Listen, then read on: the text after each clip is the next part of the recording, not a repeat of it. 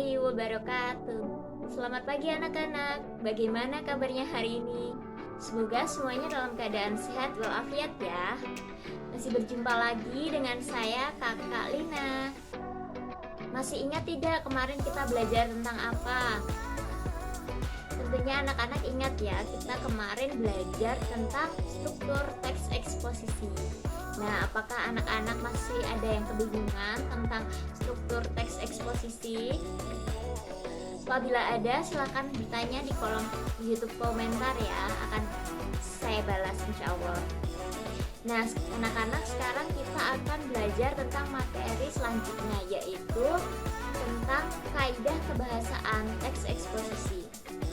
Namun sebelumnya, marilah kita berdoa terlebih dahulu. Semoga saat belajar nanti kita diberi kemudahan dan kelancaran. Amin ya robbal alamin. Yuk kita mulai saja belajar tentang kaidah kebahasaan teks eksposisi. Anak-anak, kira-kira kenapa ya kita harus belajar tentang kaidah kebahasaan teks eksposisi?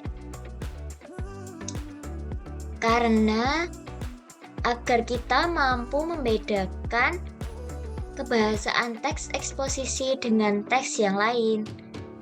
Teks eksposisi memiliki beberapa ciri umum, yaitu kaidah kebahasaannya berbeda.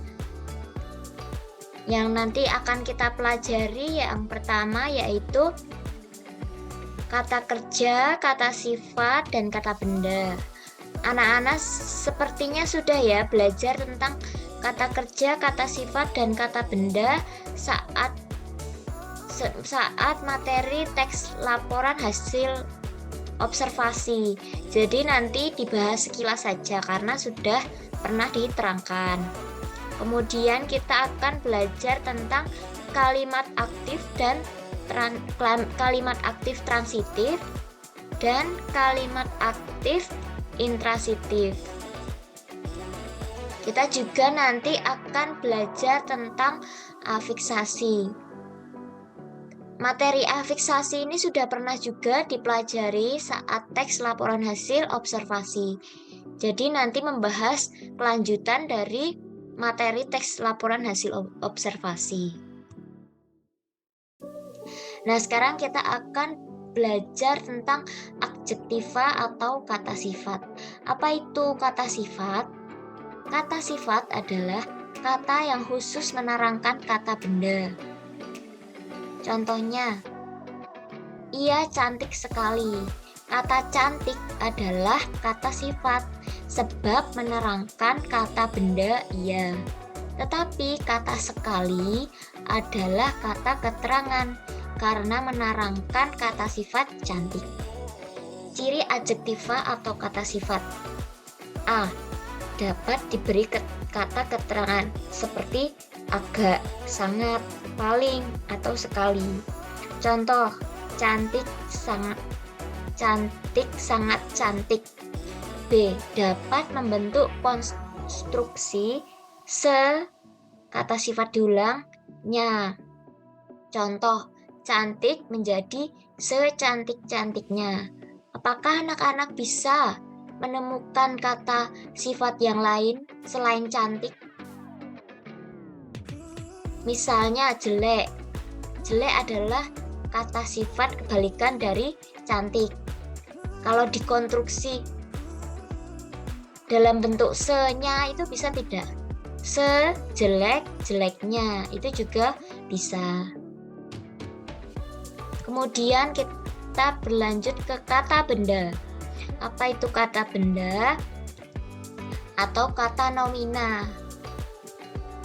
Ciri kata benda yaitu bisa disangkal dengan kata bukan. Contoh, meja, bukan meja, pengadilan, bukan pengadilan, kemerdekaan, bukan kemerdekaan. Meja merupakan kata benda karena bisa disangkal dengan kata bukan. Apabila suatu kata tidak bisa disangkal dengan bukan, maka bukan kata benda. Contohnya makan.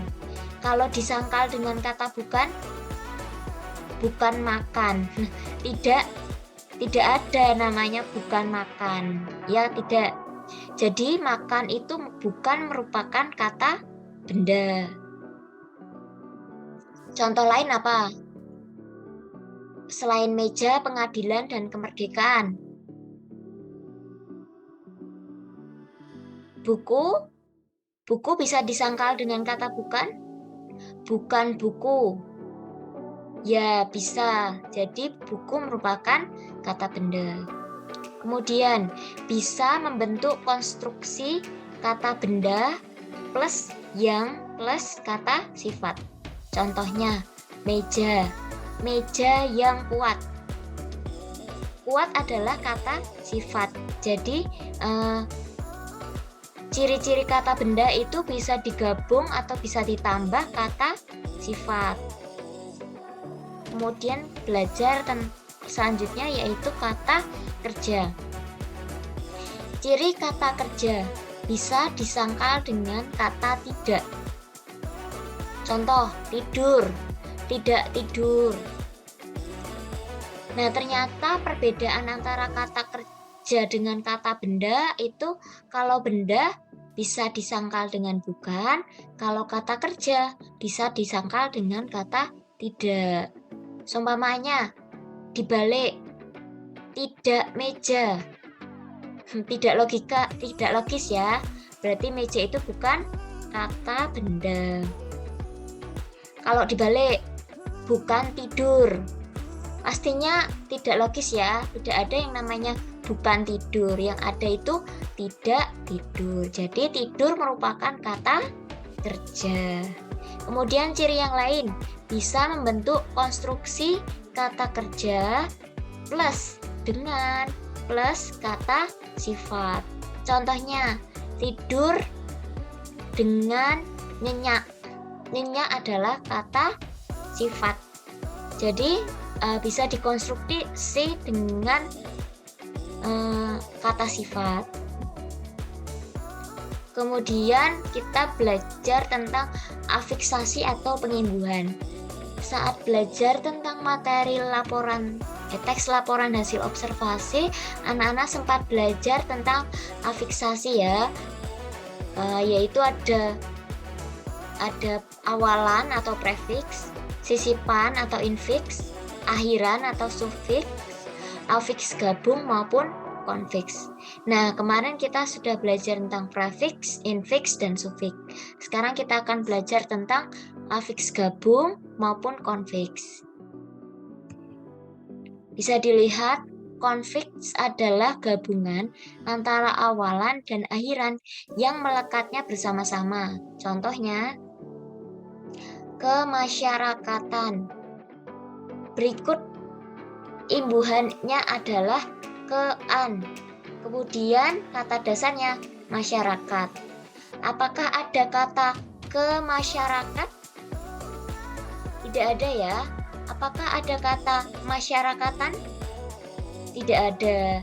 Jadi hanya bisa dijadikan satu saja dengan imbuhan ke-an. Tidak bisa pisah-pisah. Kemasyarakat tidak bisa.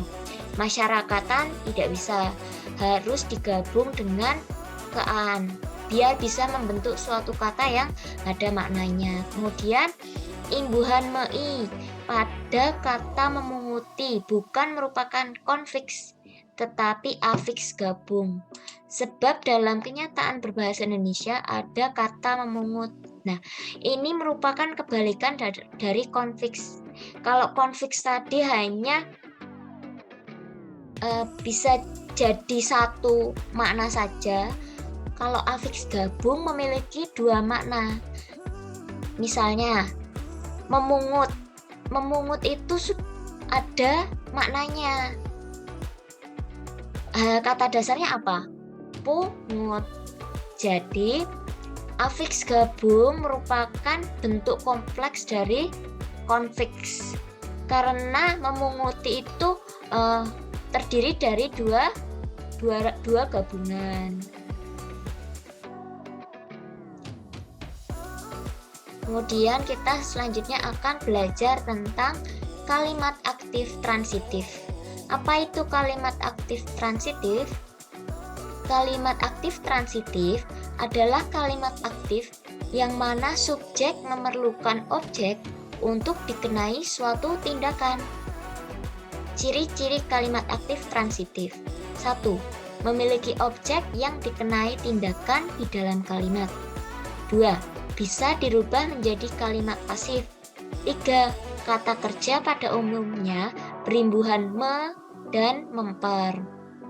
Contohnya, ibu menanam tumbuhan obat di pekarangan rumah. Ibu merupakan subjek, menanam merupakan predikat, tumbuhan obat merupakan objek, di pekarangan rumah merupakan keterangan. Nah, coba kita ubah kalimat ini menjadi kalimat pasif.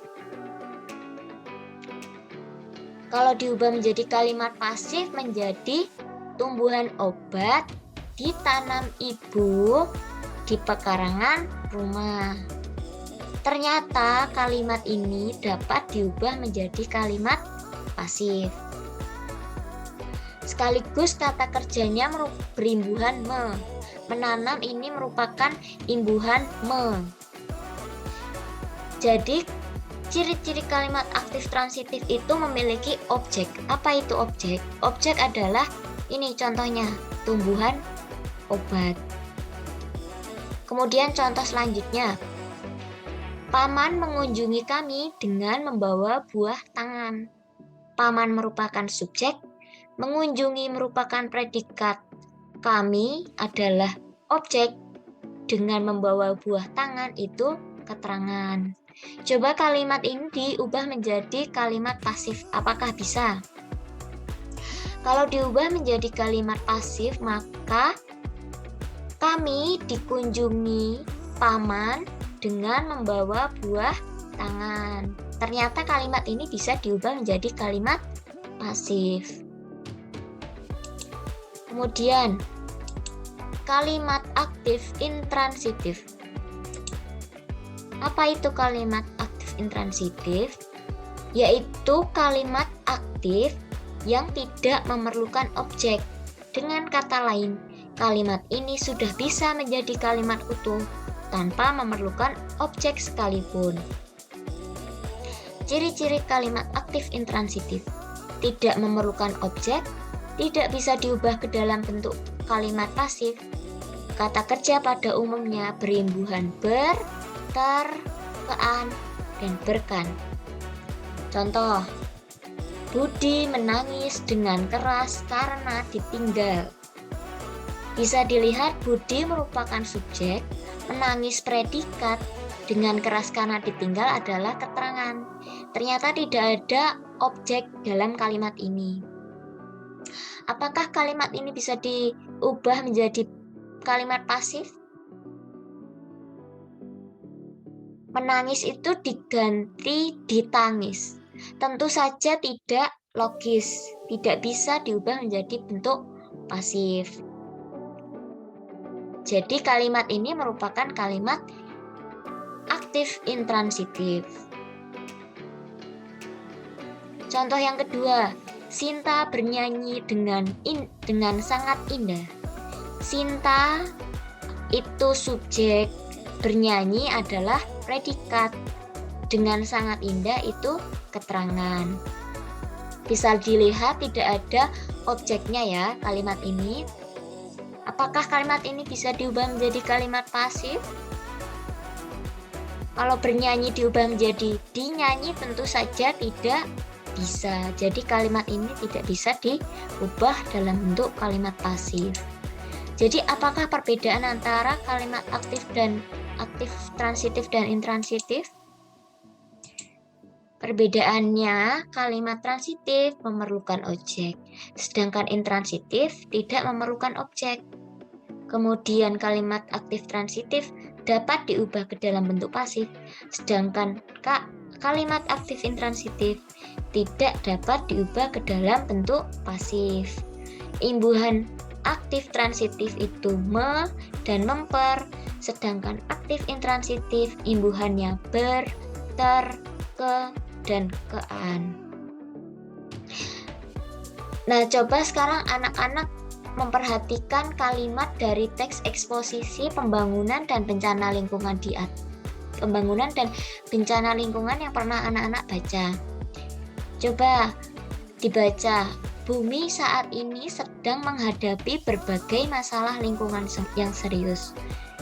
Di situ jenis kalimatnya tertulis kalimat aktif transitif. Kenapa bisa disebut kalimat aktif transitif? Karena kalimat ini memiliki objek.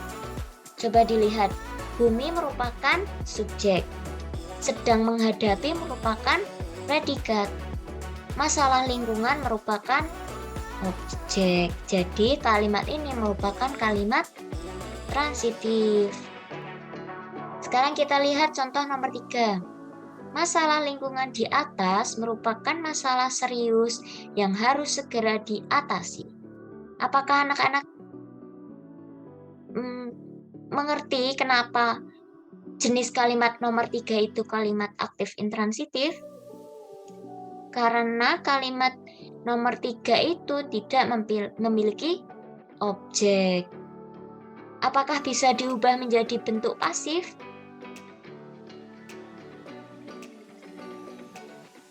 Apakah kalimat intransitif bisa dibentuk menjadi kalimat pasif?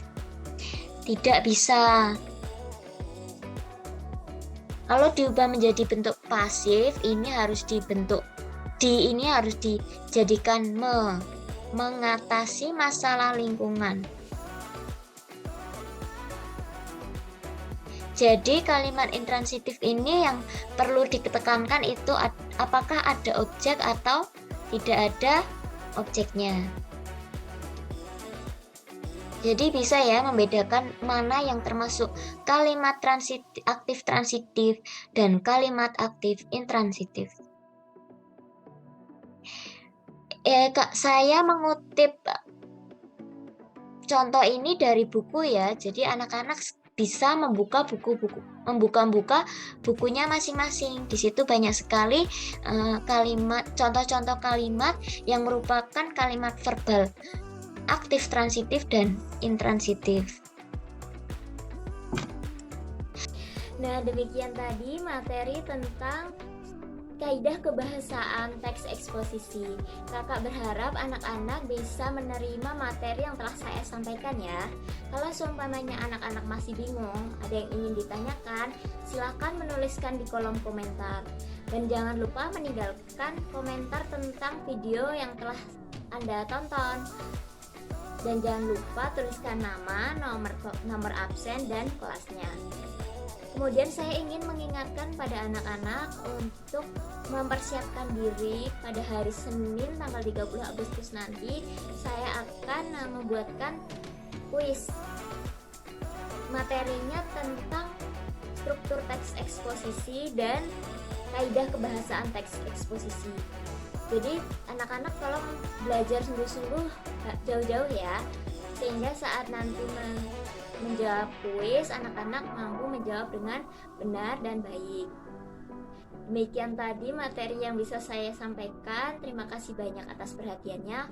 Wassalamualaikum warahmatullahi wabarakatuh.